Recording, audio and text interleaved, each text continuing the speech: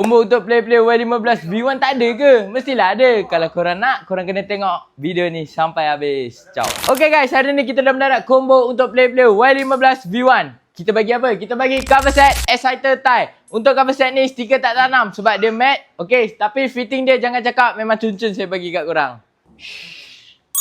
Untuk item seterusnya, semestinya kita bagi hot item dekat kedai kita. Kita bagi inner hitam kilat diamond original HLY. Korang akan dapat A to Z. Ekor belakang, sampan bawah, cover rantai, cover exhaust, semua saya bagi kat korang.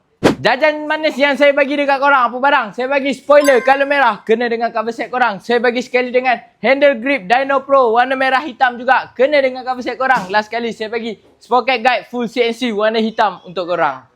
Untuk barang suspension pula, ni saya bagi fork cutting standard Espada Downward 1.5 inci. Memang cun lah kalau korang pakai. Saya bagi sekali dengan mono MRU warna merah silver. Untuk mono MRU kita ada dua saiz, 203 dengan 205mm. Motor dah lawa, takkanlah pakai caliper standard. Ni saya bagi caliper Magic Boy P9 4 port depan. Saya bagi sekali P8 2 port belakang, warna merah hitam. Baru kena dengan cover set korang. Saya bagi sekali dengan master pump original Superfly. Saya add on sekali dengan korang hose brake RS8 warna merah depan belakang.